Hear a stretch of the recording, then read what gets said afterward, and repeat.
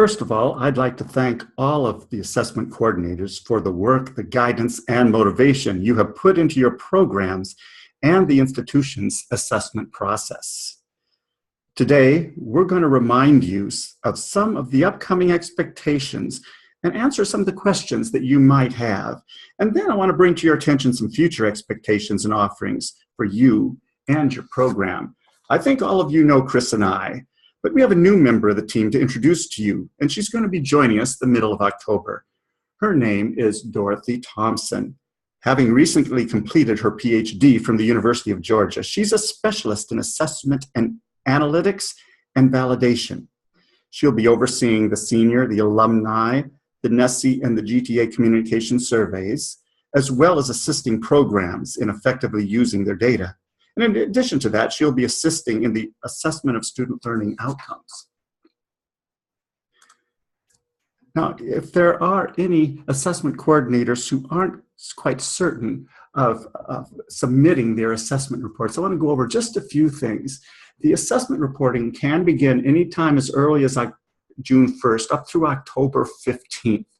And the reason we have that amount of time is because you have various schedules to fit into. But the most important thing is that you find time to make sure you discuss these assessments with your faculty and make decisions, because that's part of the entire assessment process. The way our assessment process works is, and this is going to be repetition for some of you, but you look for student learning at the place where student learning occurs, in the classroom, at the point where students are demonstrating the learning that's been taught. All of that comes together in a report which is intended to inform the program about the essential learning that the program has designated, and then they report back to the faculty then to be able to make instructional and curricular adjustments. And then the report comes to us so we also can provide some additional feedback and guidance. Now, I want to make sure everyone recognizes that we do not have a specific template that everyone has to follow. We do provide a template suggestion and some examples that you can be able to find what fits best to you. Other programs have accrediting agencies that they have to fit into their format. So you can use whichever format is most meaningful and provides the most information for your program. But there are aspects that need to be included no matter what format you use. One of them is that student learning outcomes have to be identified in the report, the assessment methods that are used to be able to assess the outcomes, as well as a description of the measurement tools. And then the results. Now, we don't need all the data that your program has collected about student learning, but the resulting discussion, what it all means for your program. So things like how many students were assessed, the number who achieved any particular designated level that your program has decided, and following the discussion your faculty, what each assessment finding means to student learning in your program, and then an overview of how your faculty discussed the assessment data, and any program improvements or curricular improvements that you or your program have decided to implement into finding program improvements, and any future plans that you might have. Now, there are also one other thing that's always been part of this report is a summary of the report. It's just a single small paragraph, and this paragraph is intended to be demonstrated on your website. The student learning outcomes and the summary of your annual assessment report is to be put within 2 clicks of your program's homepage on the website. So that's part of the transferability that's expected by our university accreditation. Now, to access the assessment system, the instructions on how to do that you can find on our webpage, and there's detailed instructions with pictures as well. But this is accessed through the webmail, and you'll find Power BI, and when you get to there, you'll find an empty page.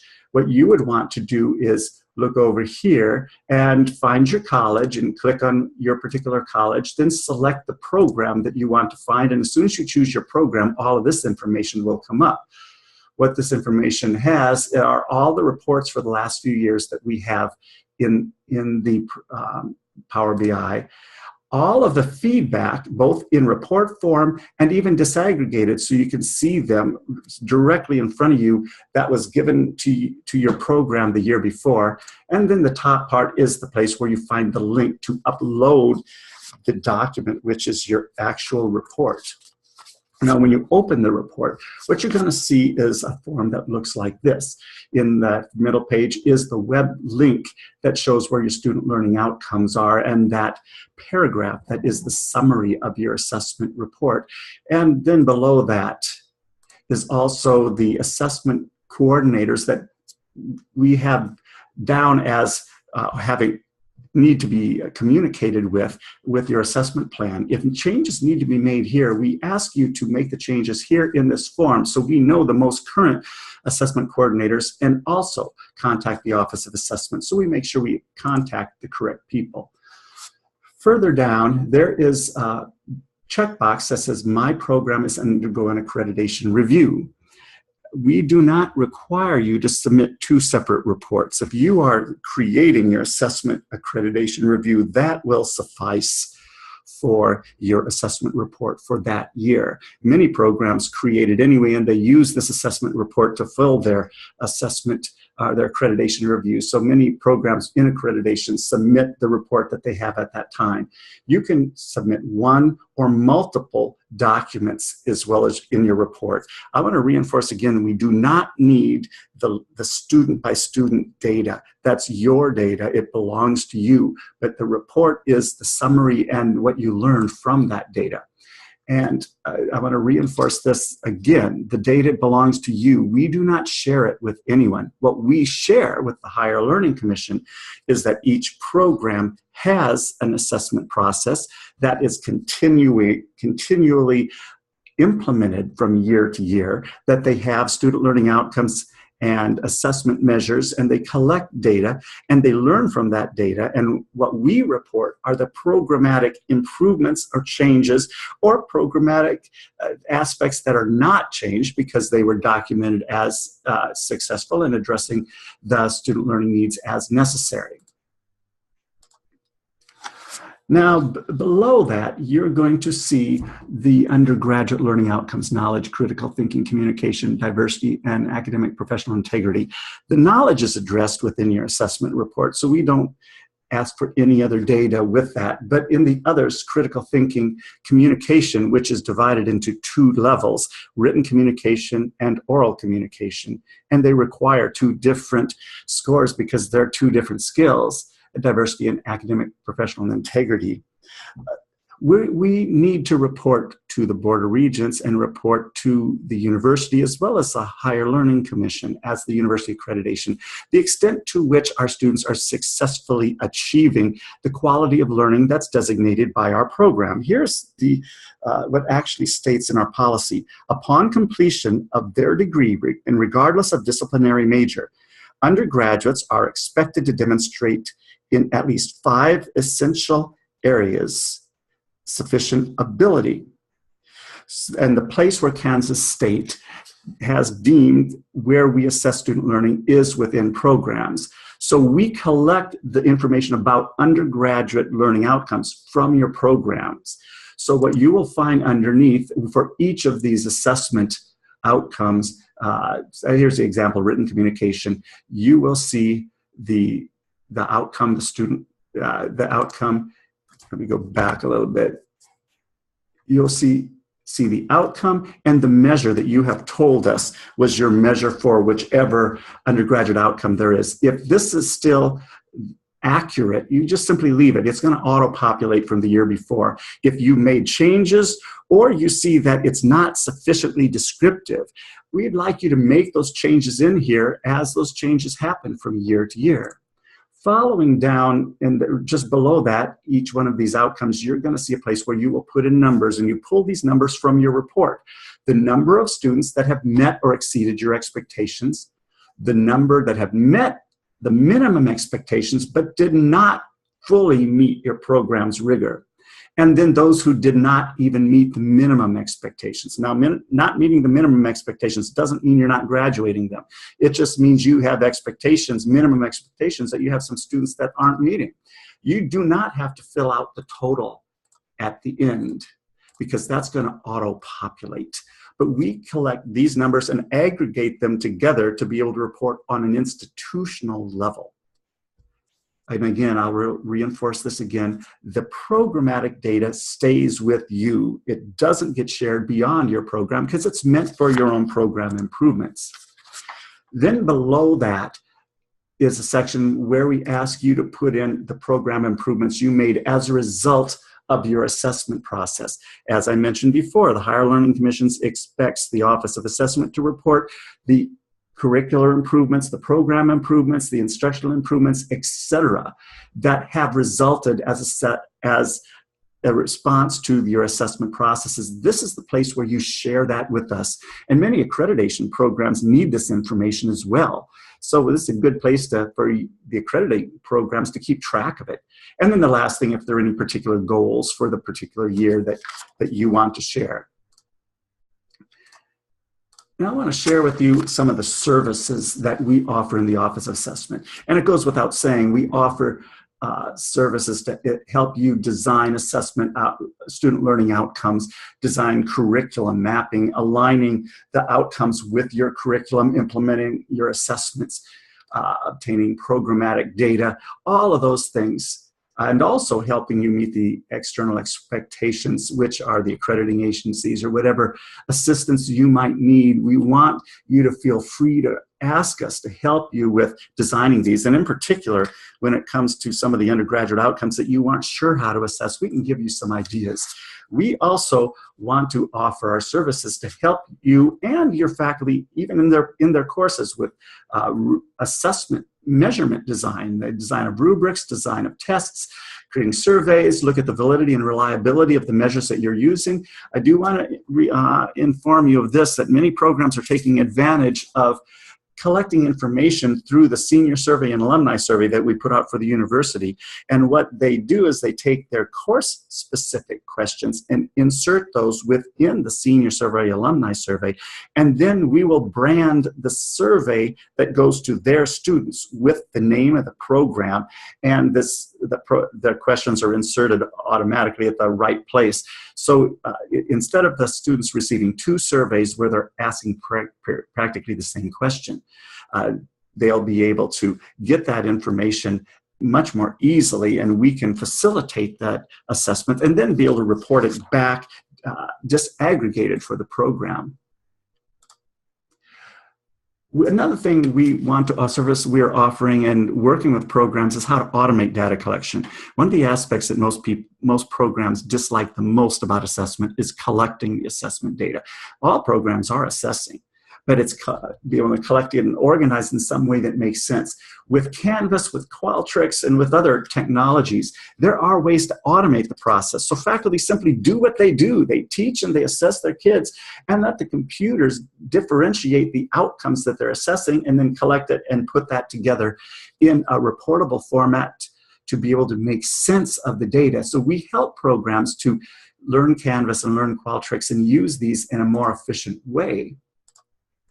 And we also are helping programs to automate this data that's collected from these electronic means and automatically put them into a format that their program can look at the assessment communications, the assessment qualities of the student achievement. So we can pull in multiple data sources, which could be from Canvas or Qualtrics or an Excel sheet or whatever form that you will have. Also be able to bring in the demographics from the student information system and any type of external reporting that you have, and be able to bring the reporting of the data directly to you in a much more efficient way. So in other words, when your faculty starts looking at assessment, it's far beyond data collection and organization and reporting. This all is done automatically, and they can begin their assessment process with analyzing the data of their program, which is the intent of the assessment process.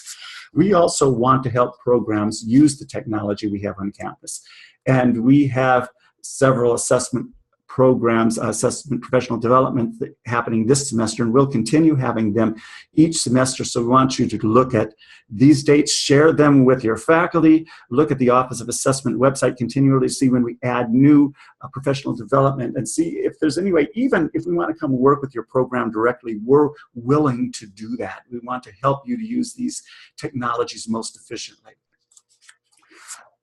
So far, the Office of Assessment goals in the last few years has been to develop and assess learning in all programs on written communication, oral communication, critical thinking. And to tell you the truth, we've done pretty well at that. Most programs have very well designed learning outcomes and assessment tasks and measures for these areas. This year's goal is that all programs are to develop and assess learning appropriate for their discipline in the area of diversity. We've been talking about this the last couple of years, and this year's push is to get all programs to think, what does diversity learning mean in their discipline?